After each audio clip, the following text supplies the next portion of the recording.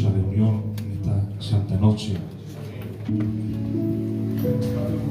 Y yo no creo en las casualidades, yo creo en los propósitos de Dios. Esta noche es una noche con propósito. Créanselo que llevo toda la noche con una lucha interna muy fuerte. Porque uno quiere, ¿verdad?, pues dar lo mejor, ¿no? Pero como no tengo que quedar bien con nadie, sino tengo que quedar bien con el Señor, estaba entre dos temas. Un tema muy estructurado, muy bonito, muy bien hecho. Lo he predicado muchas veces, muy bien. Gloria a Dios por ello.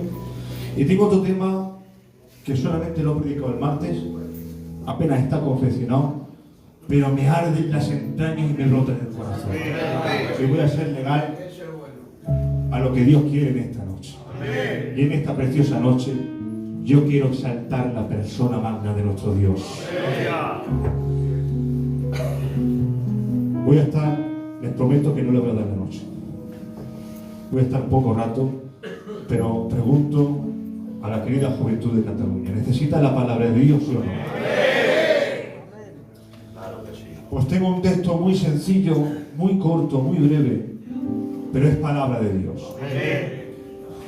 Sin más preámbulo, vamos a hacer lectura de la Escritura. En la primera carta del apóstol Pablo a la iglesia de Tesalonicenses, capítulo 5, verso 19. Dice así la santa palabra de Dios: no apaguéis el espíritu. Voy a volverlo a repetir. No apaguéis el espíritu. Y hay una frase que resuena en mi alma y en mi corazón. Y de esta frase vamos a partir esta reflexión o este sentir que brota en mi alma. Es que, hermanos, Dios tiene sentimientos. Dios tiene sentimientos. Dios tiene sentimientos porque lo ha demostrado a través de la historia de la salvación. En el momento que Dios crea al hombre y lo crea a su imagen y semejanza, cuenta la historia bíblica que peca, desobedece en contra de Dios, y eso produjo dentro del ser del hombre andar solamente de continuo al mal. Pero Génesis capítulo 6, verso 6 nos dice la Biblia que Dios se arrepintió de haber hecho al hombre a su imagen. Pero en otra traducción dice: Dios le pesó en su corazón de haber hecho al hombre en la tierra. En otra traducción, Dios le dolió en su corazón de haber hecho hombre en la tierra. Porque, caballeros, Dios se conduele porque Dios tiene sentimientos. No es una persona lejana, extraña. Dios tiene sentimientos y siente dolor. Siente dolor al ver que la humanidad ha pecado y ha desobedecido en contra de Dios. Y Dios, queriendo salvar a la humanidad, Dios ha sacado al pueblo de Israel, le ha dado leyes, les ha mostrado su carácter, su amor, su bondad, ha cogido al pueblo de Israel, lo ha dotado de un carácter especial, por decirlo así, le ha dado la ley, la Torá, los escritos, pero aún con esa el hombre sigue pecando en contra de Dios. Pero como nuestro Dios tiene sentimientos y lo ha demostrado a través del paso de la historia, dice la Biblia en Filipenses capítulo 2, verso 5, tened este sentir que hubo en Cristo Jesús, el cual siendo en forma de Dios, no estimó el ser igual a Dios como a cosa que aferrarse, sino que se despojó a sí mismo. Y podemos ver a través de la historia de la salvación que Dios tiene sentimientos. Al ver que el hombre se perdía, Dios brotó desde su eternidad un sentir, y era Dios hacerse hombre. Porque, caballeros, Dios tiene sentimientos y lo ha demostrado al paso de la historia. Dios tiene sentimientos porque lo ha demostrado en la historia, pero también Dios tiene sentimientos porque lo ha demostrado a través de su carácter y de su esencia.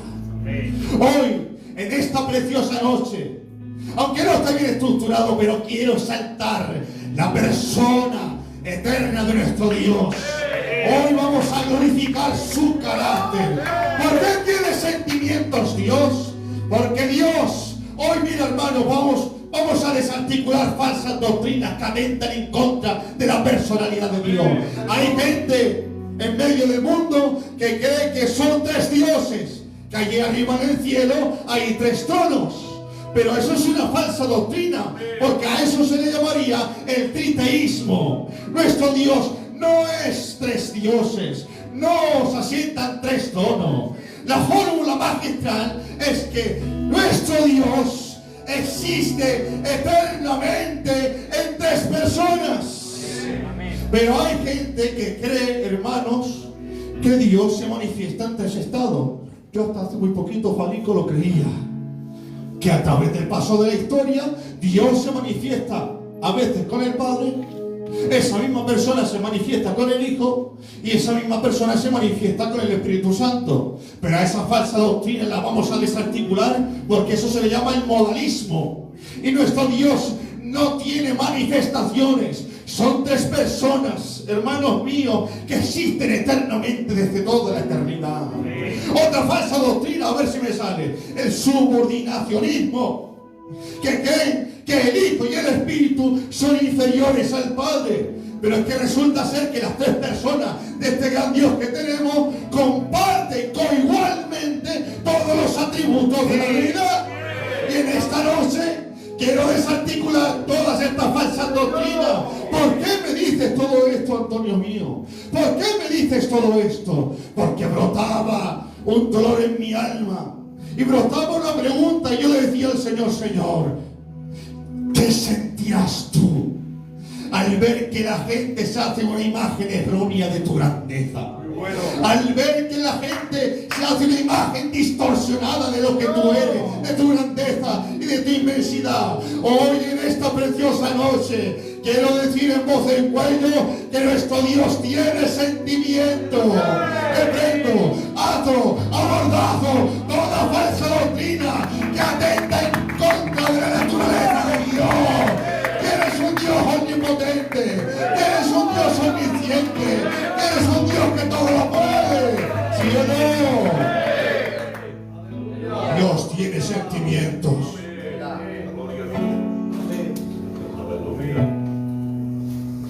Dios tiene sentimientos.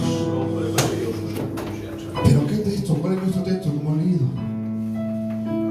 Es el apóstol Pablo, que escribe a una famosa iglesia de Tesalónica.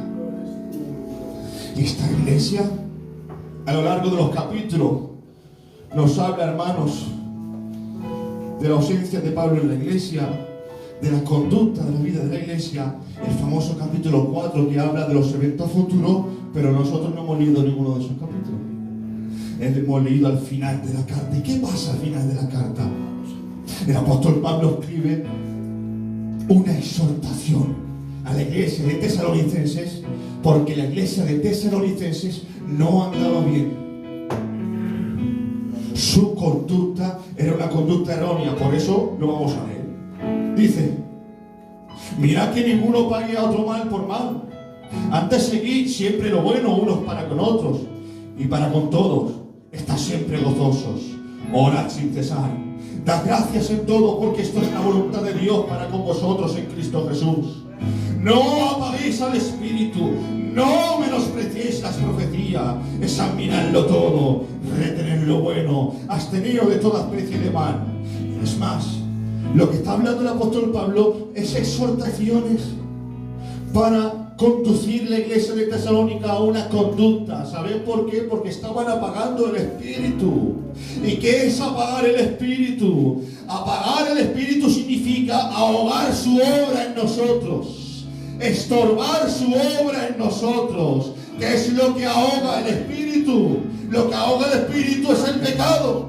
¿Qué ahoga el Espíritu? Lo que ahoga el Espíritu es la desunión. ¿Qué ahoga el Espíritu?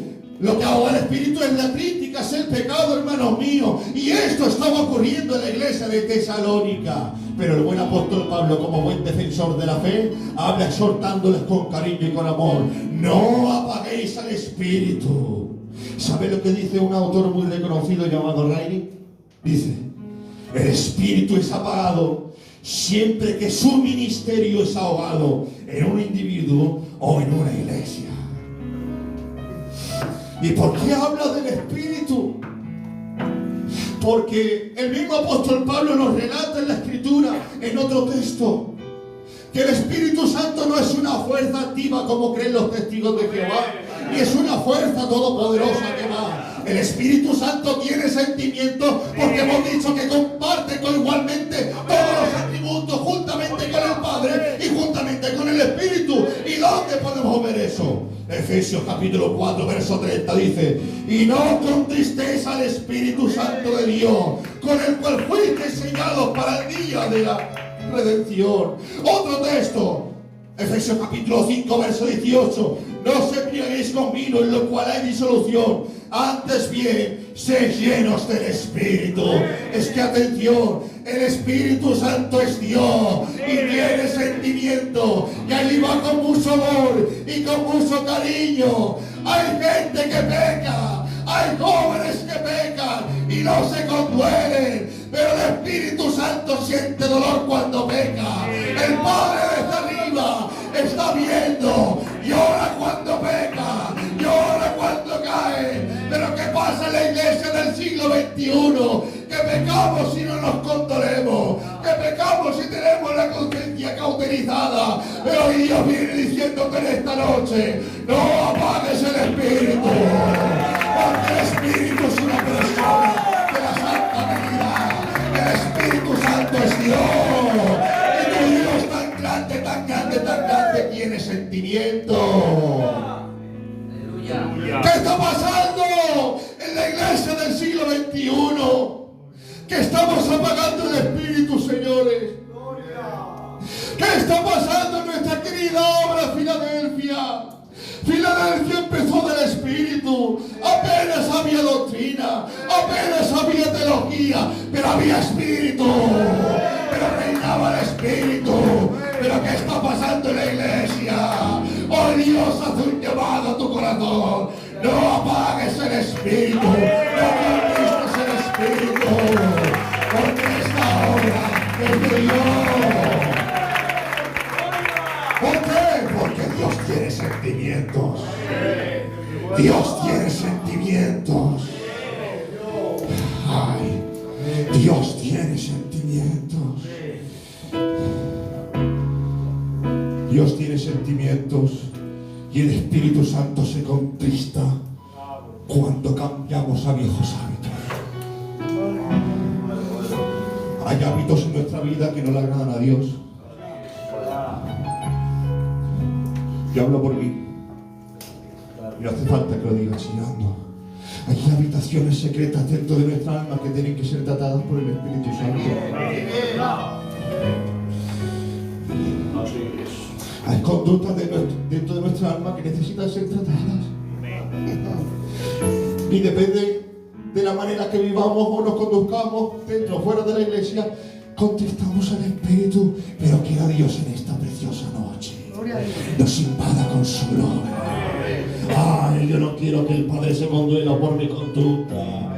Yo no quiero que el Espíritu Santo se marche por mi conducta. Yo no quiero manchar la cara del Padre por mi pecado. ¿Por qué? Porque Dios tiene sentimientos. Y bueno, ¿qué hacemos? Hay un mandato. ¿Qué hacemos ante esto? Es que Dios quiere que nos llenemos de su Santo Espíritu y seamos controlados por Él. El texto que hemos leído de Efesios capítulo 5, verso 18, dice: sé lleno del Espíritu. ¿Y qué es ser lleno del Espíritu? Cantar muy bien, predicar muy bien. ¿Qué es ser lleno del Espíritu? Asistir, que es bueno. ¿Qué es ser lleno del Espíritu? Ser lleno del Espíritu es ser controlado cada día más por Él. Yo no sé tú, pero yo lo necesito. Yo necesito que Él vaya controlando todos los aspectos de mi vida. Porque Dios no nos quiere por una parte. Por eso le dijo al apóstol Pedro: sed santos en toda vuestra manera de vivir. Hoy el Espíritu Santo te dice: quiero controlar cada aspecto de tu vida, cada rincón de tu alma, cada rincón de tu ser. Por eso acaba la exclamación o la exhortación el apóstol Pablo en el texto donde hemos leído: y el mismo Dios de paz os santifique por completo, y todo vuestro espíritu, toda vuestra alma, todo vuestro ser sea irreprensible, preparado para toda buena obra. Hermanos, necesitamos la llenura del Espíritu. Nuestra obra nos necesita llenos del Espíritu. No sé, esto me está rompiendo el alma, porque sabemos mucho de todo, pero ¿dónde está el Espíritu? Sabemos mucho de todo, mucha liturgia, mucho culto, pero ¿dónde está el Espíritu? El Espíritu está ansioso, está deseando de moverse con nuestra obra como al principio. ¿Dónde están los cultos de profecía? ¿Dónde están los cultos de sanidades? ¿Dónde está el poder del Espíritu? ¿No será que lo estamos ahogando? ¿No será que lo estamos estorbando? ¡Oh! ¡Quiera Dios el Espíritu Santo! ¡Oh! ¡Que le dirija nuestra conducta para no estorbar su obra! ¡Que el ministerio poderoso del Espíritu Santo haga su efecto en la obra del siglo XXI! Porque Dios no quiere una juventud llena de liturgia, llena, hermanos míos, de hipocresía. ¡Oh! Dios necesita una juventud controlada por Él, llena del Espíritu. ¿Sí o no? ¿Sabes por qué? Porque Dios tiene sentimiento. No es un Dios lejano, no es un Dios que está lejos, es un Dios que te entiende. Por eso dice el autor de los Hebreos, capítulo 4, verso 16: no tenemos un sumo sacerdote que no se pueda compadecer de nuestras debilidades, sino uno que fue tentado en todo, pero excluido del pecado. ¿Sabes por qué? Porque Dios tiene sentimientos. Dios tiene sentimientos. Hoy voy a acabar con esto. No tan solamente se contrista cuando pecamos, no tan solamente quiere que seamos controlados por Él, sino hay un mandamiento de la parte del Señor. Simplemente lo vamos a leer.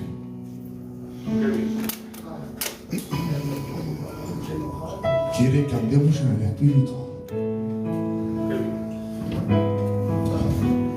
El mismo apóstol Pablo a la iglesia de Galacia: no voy a enseñar, simplemente vamos a hacer esto. Digo pues, andad en el Espíritu y no satisfagáis los deseos de la carne, porque el deseo de la carne es contra el Espíritu y el del Espíritu es contra la carne, en la lucha interna, y estos se oponen entre sí para que no hagáis lo que quisierais.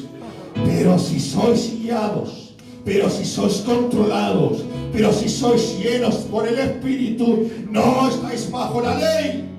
Y manifiestas son las obras de la carne, que son adulterio, fornicación, inmundicia, lascivia, idolatría, hechicería, enemistades, pleitos, celos, iras, contiendas, disensiones, herejía, envidias, homicidio, borrachera, orgías y cosas semejantes a estas, acerca de las cuales os amonesto, como yo os lo he dicho, antes que los que practican tales cosas no heredarán el reino de Dios. Ahora bien, aquellos que son llenos por el Espíritu, aquellos que son controlados por el Espíritu, el fruto es amor, el fruto es gozo, el fruto es bondad, el fruto es estabilidad.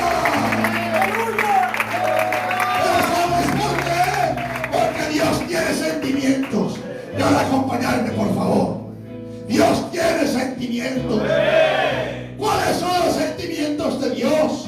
¿Y cuáles son nuestros sentimientos? ¿Por qué a veces con nuestra conducta contristamos al Espíritu? Os lo voy a explicar. Acompañadme un momento. Es que nuestro Dios, los sentimientos de Dios, a eso se le llama las perfecciones de Dios. Porque atención, Dios no contiene amor. Dios es amor en toda su esencia.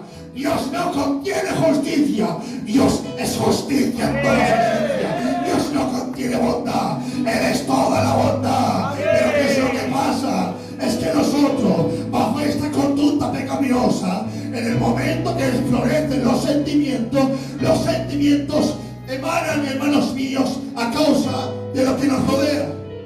Por eso hay gente que en medio de un velatorio es normal que se sientan tristes, porque las emociones o los sentimientos brotan a causa de lo que nos rodea, y eso altera nuestros sentimientos y nuestras emociones. Pero atención, a nuestro Dios no hay quien lo altere. Sus emociones nos alteran. Él es amor desde toda la eternidad, Él es bondad desde toda la eternidad. Y bueno, ¿y qué hacemos para no contristarle? ¿Qué hacemos, hermanos míos, para no apagar el espíritu? Simplemente te digo con todo el amor y con todo el cariño: llénate de Dios, llénate de su amor, llénate de su bondad, sé controlado por el Espíritu Santo.